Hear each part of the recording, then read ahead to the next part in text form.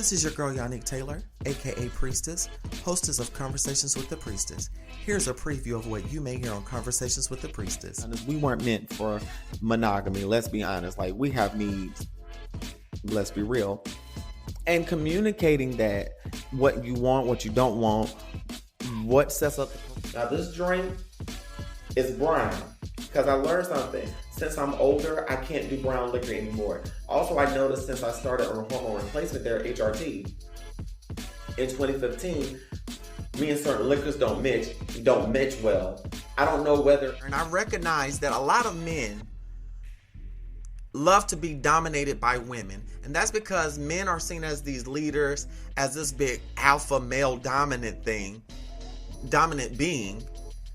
And because they're put on this pedestal of being leaders, sometimes they want to be submissive.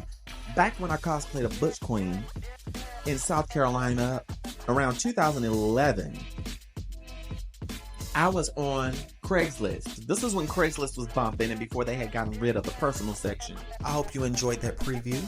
Join me on Wednesdays at 9 p.m. for Priestess After Dark. Full video versions of the podcast can be found on patreon.com/CWTPRIESTESS, and join me on Fridays at noon for our regular Friday post. Live, love, and be free. Smooches. Available on Spotify, Apple Podcasts, YouTube, anywhere you download and stream podcasts. Four Pillar Sports, a podcast for sports fans, made by sports fans. Join Chris and Randy every week as they dive deep into football, basketball, baseball, and professional wrestling. Catch For Pillar Sports on all major platforms. And remember, keep on talking sports. The devil is a liar. Yeah. The devil is a liar. Yeah. Victory, I've got the victory. Oh, yeah.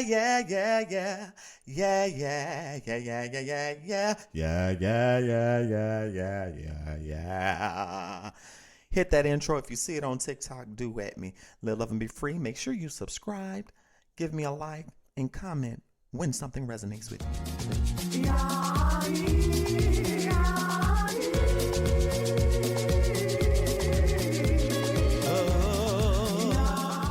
What's up, my royal priesthood? Oh, it's another episode of Conversations with the Priestess. Thank you all so much for your love and support and for listening to the last episode, Ubereats and Pastors, Who's Really Stealing From You. And we are now on part 2.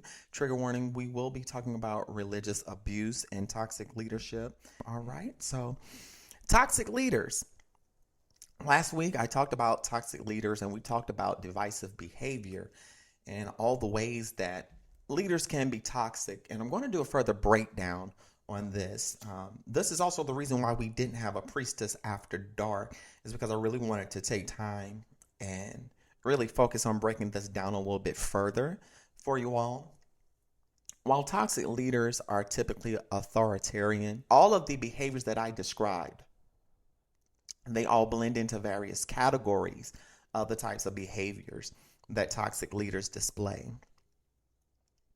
And one of the many behaviors, specific things I want you all to look out for specifically is when you're new to a ministry or new to a church. If the pastor and the congregation are way a little too friendly for comfort, they're too eager for you to join, that is not the place for you to be. And this is with any organization or any entity, whether it be a ballroom house, a church, even job opportunities. If they are a little too eager for you to be a part, watch, because leaders of that organization will withhold information from you, and they will encourage others to display this image as if everything is peachy keen. But when you sit back and you get involved without observing, you'll fall prey to all of the bullshit that comes in with the disorder. Now, with toxic leaders, I talked briefly about the chaos and the personality and the image as well.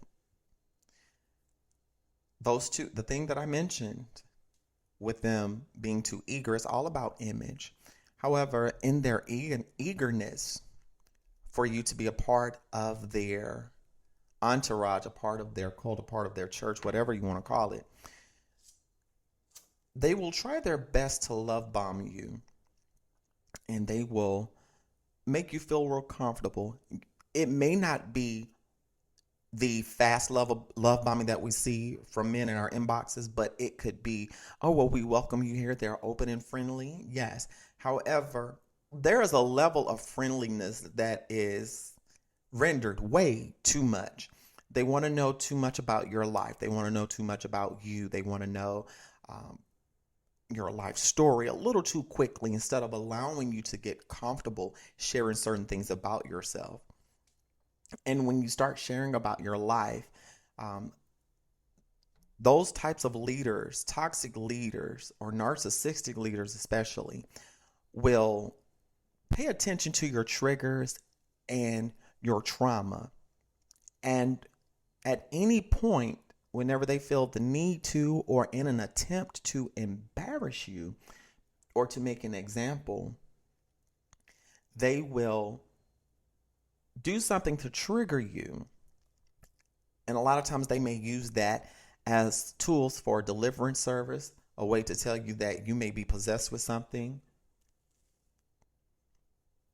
Or that could just be a method that they could use to relate to you and identify with you so that you can let your defenses down, so that you'll blindly trust them.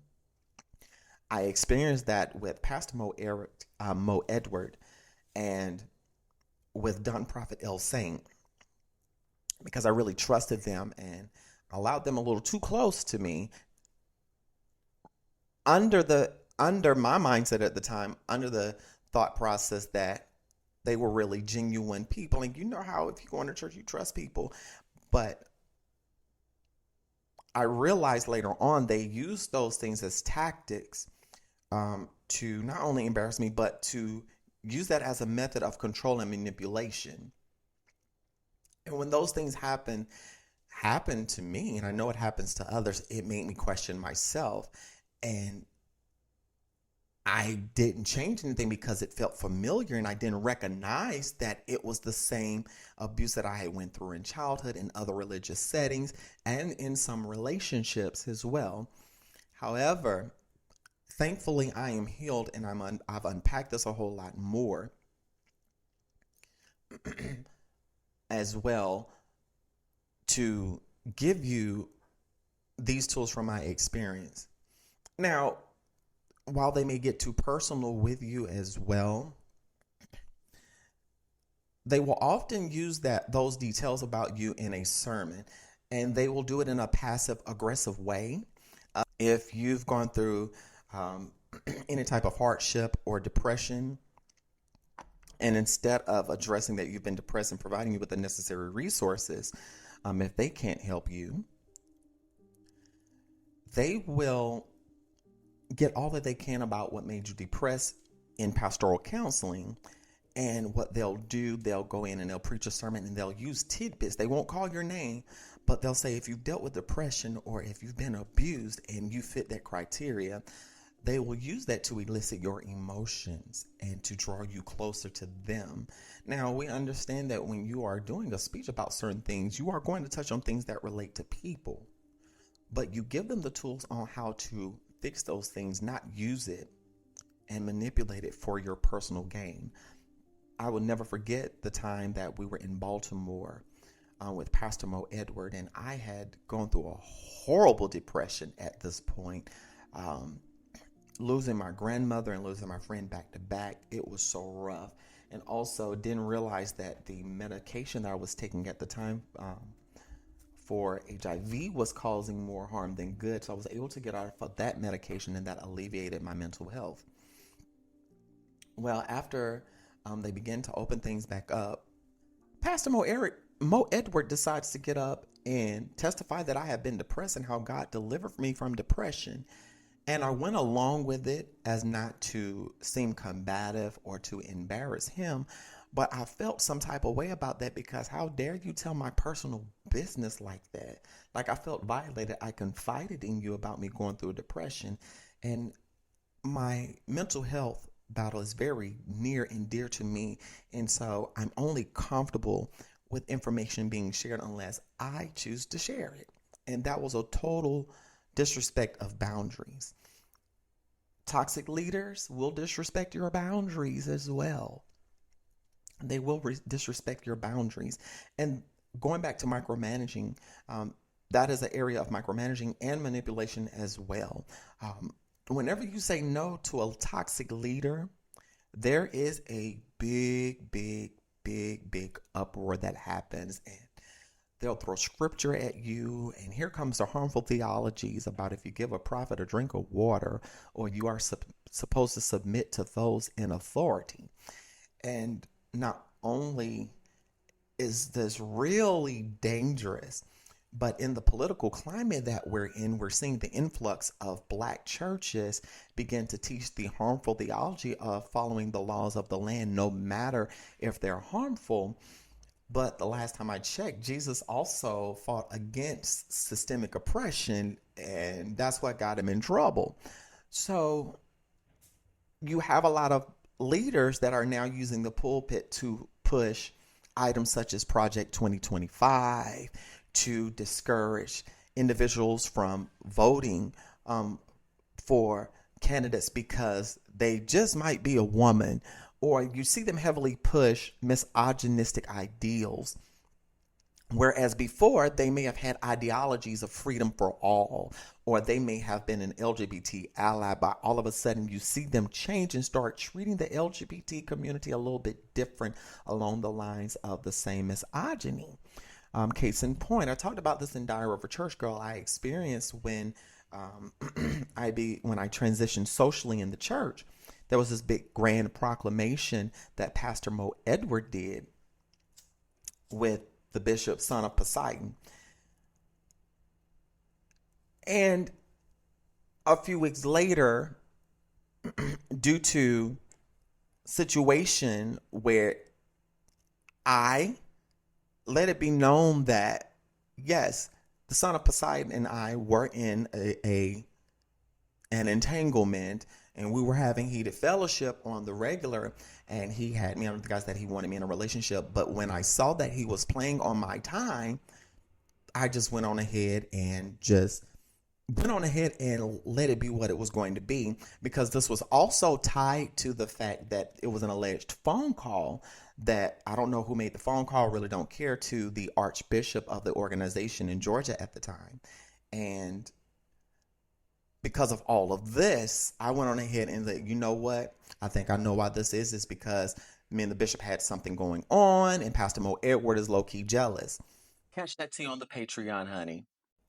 And through all of that, I did not get any support. So instead of treating me like someone who's been through a toxic leader situation, I was villainized. And then I saw all of the misogyny, the transphobia come. I ended up being sat down. And then all of a sudden, a whole smear campaign, my OnlyFans being brought up, my adult content being brought up, which was totally unnecessary. And instead of guarding me throughout all of this and protecting me, he used this as a time to flex his control, but also it showed me the misogyny he had, because not only that, Pastor Mo Edward also started being more demanding about how I dress. He started having these ideologies that a woman is supposed to be covered up, whereas before he was pro-trans, pro a woman wearing things to church that fit her, but being, respectful to the house of God, as what we had the whole church respectability thing. But slowly but surely, I realized that even with some of the hair policies he had about natural hair, for some reason, if you had natural hair, it had to be done a certain way, or you needed to wear a wig if, it wasn't styled to his liking. And it was all of these anti-Black, anti-natural policies. He even hated that I loved wearing head wraps, and Pastor Mo Edward forbade me to wear head wraps to church because he thought that was inappropriate. However, he had ideals that seemed to be pro-Black. He supported the Black Lives Matter movement, but in your policies in the church were anti-Black. And I went on that tangent to say you have to be mindful when that happens, because you're seeing an erratic change. Because a lot of times, with particularly in the Pentecostal settings, the fundamentalism goes so deep that they'll find themselves on the more conservative side of things because they begin to take scripture literally. I've seen this even in the LGBT church.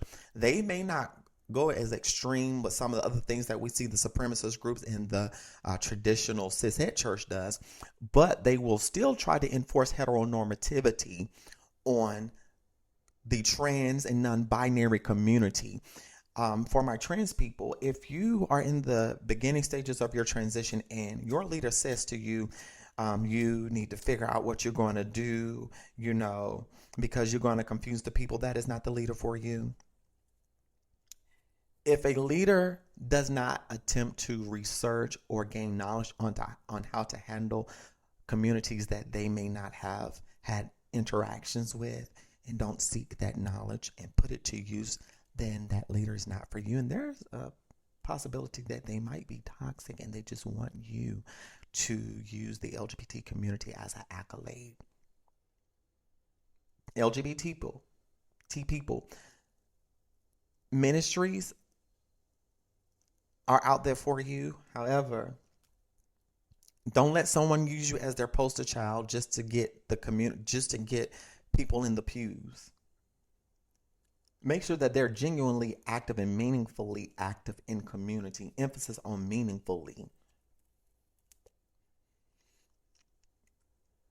So many churches during the pandemic and in the last few years began to be LGBT friendly.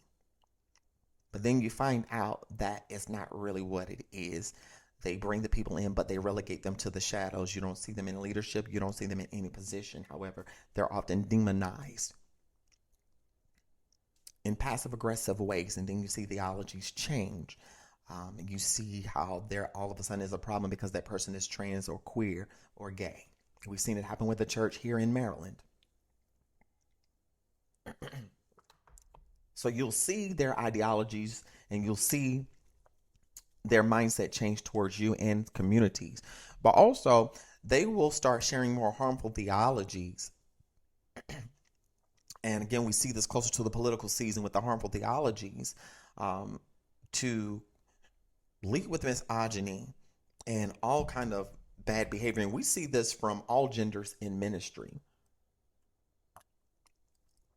And last but not least, watch how they position women in ministry. Actually, I have a couple of more points. Let me fix that. If they feel that women can lead, but you rarely see them allow women to lead, only at specific times or when there's a big convocation, you don't see women recognized any other time. Or if they do recognize women, it's bare minimum, baby, that ain't for you. Because just as much as they celebrate the men, they should be able to celebrate the women. And come to the defense of women, Black women especially. But if there's any leader that does not stand up for marginalized communities at all, then that leader is problematic in and of himself or of themselves and does not stand for the policies that Jesus stood up for. So you will need to figure that out. And if they are always at war with other leaders, we have seen this whole debacle with Tiffany Montgomery and Prophet Celeste on social media, where the prophet girlies are fighting, seeing who has the best word, trying to convince the people that one or the other is not of God. And they're putting all this energy in going to war with each other, but they should be prophesying and teaching the people about Project 2025 and what is happening in our world and in our government in Gaza, in Haiti, Sudan, and Congo. I'm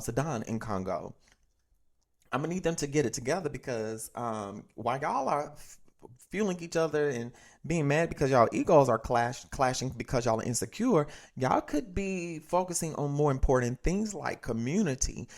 And when you have leaders like that, baby, they are toxic, they are childish, and they are just in leadership for validation. And when you feed into all of this negativity, You're feeding into their ego and you're creating a bigger monster. We have to divest from these leaders that are so charming, especially these types that aim to be the next mega church. I don't see how leaders can have this big mega church and be effective leaders. If you have a big mega church, you should be sending people out in the community to do other things, to have other forms of ministry and not be tied to you, and make room instead of having a big mega church. Make that a place where during the week people can come to get resources, or if they need shelter, they can get shelter. There's so many ways that we could do ministry, and I can say as a former Christian, the church has been doing it wrong. They have been doing it wrong. It should not be relegated just to the four walls and hollering and having the best clothes. Come on now. There comes a time when in ministry where people will leave and no longer be a part of that ministry. And it causes all types of emotions. It causes all types of gossip and conversation. I'm not a fan of announcing that people have left the church, because that opens up the door for gossip and rumors to spread. Now, if the person left the church because they're relocating, or, because they may be starting their own ministry, or maybe, they've gotten what they needed and they're on to another part of the journey. And whatever the reason, if you choose to announce it, do it in a way to where it's not messy, or don't announce it at all. Just let the person leave. And I've been in the church when a pastor has announced that I've left the ministry, and I'm not sure why. And it's so funny. I had just gotten all of my things out, and as soon as I hit the door and got ready to crank up my car, I heard the announcement. And I got prophecy after prophecy and a smear campaign about me leaving the ministry. It's actually happened at the last couple of ministries I've been in. I've left because leadership was shitty. And instead of holding themselves accountable, they went on a smear campaign and tore my name up. And I should have known this was going to happen because I've seen how they trashed other people that had left the ministry as well.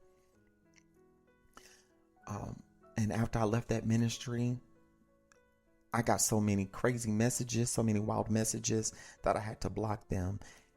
When you see a leader that engages in that type of behavior of smear campaigns, slandering people, that is a toxic leader, and they are upset because that person is leaving because of their bad behavior.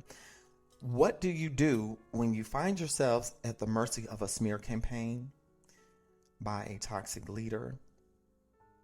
And what do you do when you have a toxic leader? Number one, document the behaviors. If you have to record on the sly or use the church live, for example, to point out things, just document it. Keep a journal. Keep any communications, because you just might need that.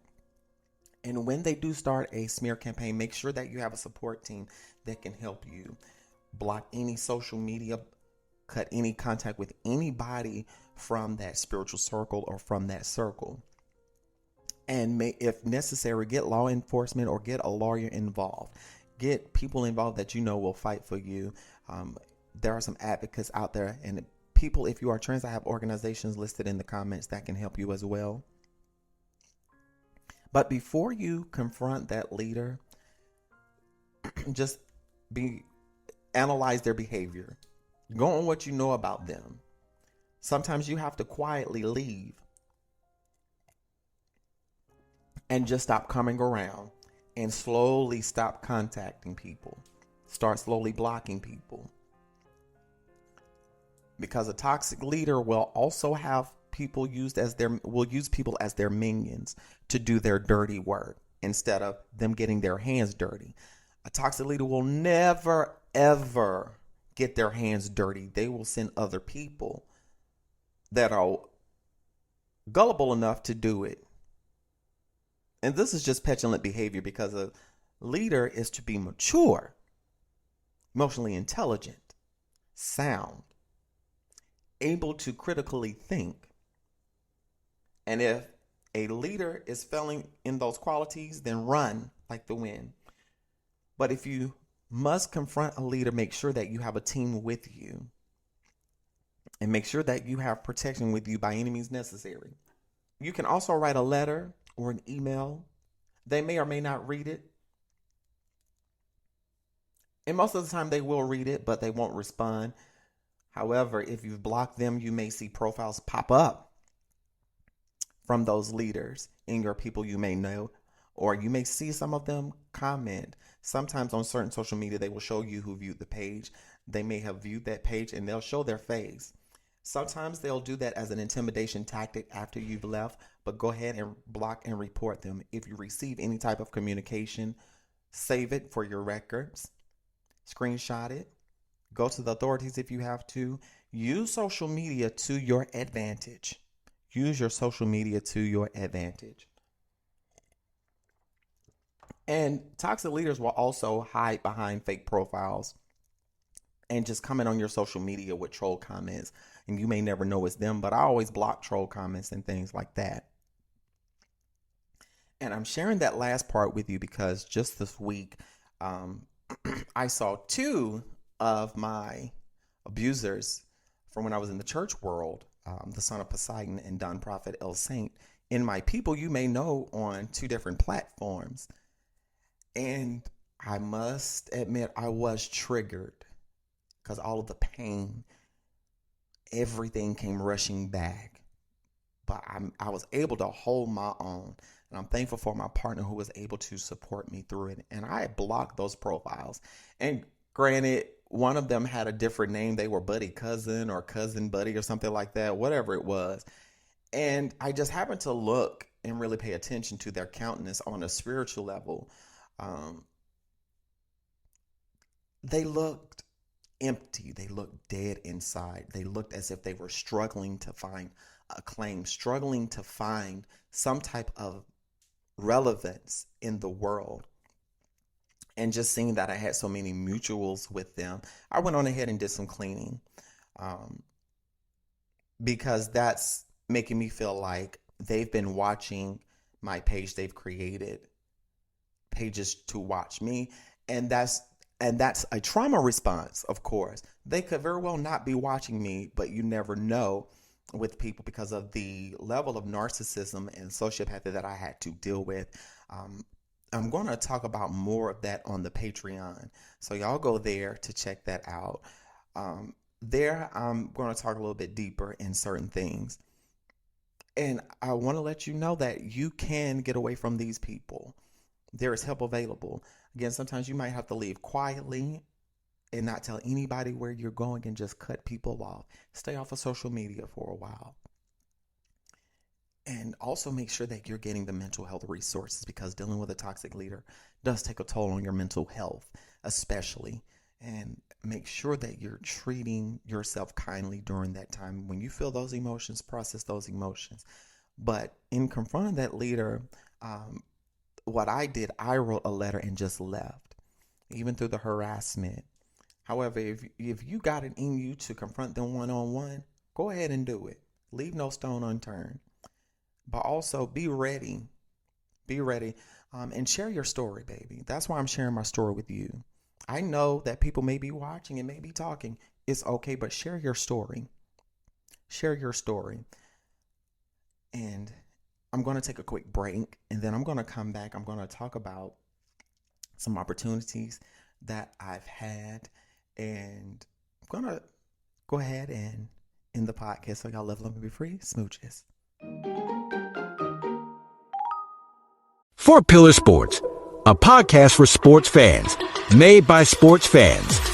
Join Chris and Randy every week as they dive deep into football, basketball, baseball, and professional wrestling. Catch For Pillar Sports on all major platforms. And remember, keep on talking sports.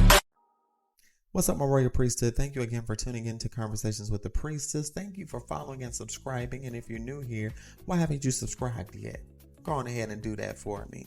Get ready on September 13th at noon, premiering on YouTube, Spotify, and anywhere where you download and or listen to this podcast. I will be premiering a series called I Think I Hate My Family, as I unpack my childhood and just give you a little bit of insight on how I've managed to overcome being raised by a narcissist and a toxic parental figure. This is something that I'm doing to help those who are healing and dealing with childhood trauma and various types of trauma.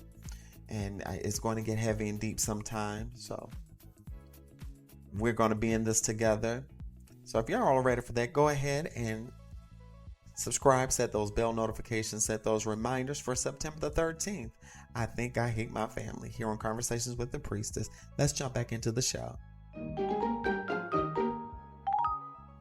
We're back. After unpacking everything in the previous segment, with everything that has rushed back to me in the incident of seeing Don Prophet El Saint and the son of Poseidon on social media, I remembered some of the things that was said to me about my transition, and trigger warning. It's going to include transition trauma. Don Prophet El Saint had got me at a very vulnerable time. This was on the heels of, and I talked about this in Diary of a Church Girl, of me transitioning socially and the whole debacle. I noticed that he was hyper focused on what was between my legs and how that in his mind invalidated my womanhood. But I held my ground in what I was and was not going to do concerning my transition.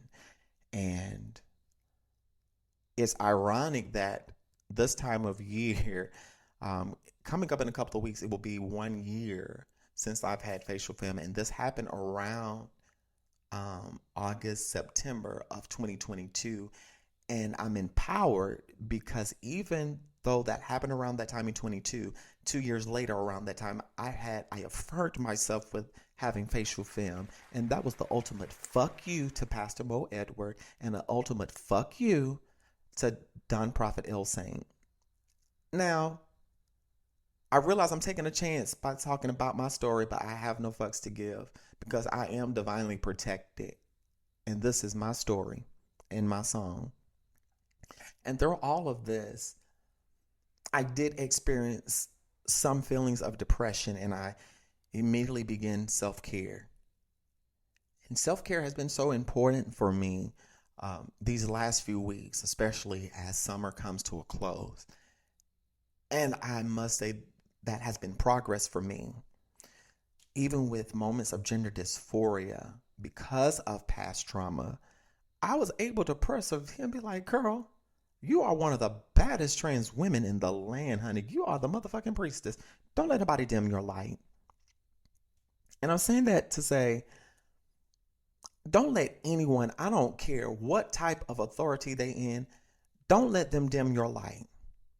You are one of a kind and you have a light to shine in whatever capacity it is. Everything don't necessarily have to be in the spotlight. If you don't want to be in the spotlight, that's fine. If you want to be in the spotlight for the right reasons, that's fine. But you don't have to allow people to use you and abuse you to get there. When you use people going up a ladder, you're going to see them coming right back down. And that's going to eat at you. It may not eat at you right away or publicly, but somewhere in the back of your mind, when you do somebody wrong, it's going to be there. And that's why I'm focused on building this podcast and rebuilding my music career. I know I've talked a lot about it in the past, but I am back on this thing. That's why I sang the song, I believe it's I'm Grateful, a song that I heard on the viral clip from Lisa Page Brooks. And I'm excited about getting back into the music scene because, you know, music is my life. And music is where I reside. So you're going to be seeing some more music things for me. And I'm excited because I am now a talent on the roster for Divine Entertainment LLC, based here in the DMV. Yes, your girl has made it, honey. And I'm so excited because it's been a long time coming. And I want to give a shout out to the Queen of Shade for all of the work and all of the mentoring that she has instilled in me. And I want to say thank you so much. I always give honor where honor is due. And I want to give also credit to Pastor Mo Edward for teaching me a few things about myself when I served under him as a praise and worship leader. Baby, you've created a monster. Yes, you've created a monster. And I'm going to just go ahead and join me on the Patreon because we're going to talk about some of the shenanigans and the embarrassing things that I allowed to happen on my watch, not using better judgment. But y'all, let's go ahead and end this ditty. Y'all live, love, and be free from the priestess. Smooches! Yeah.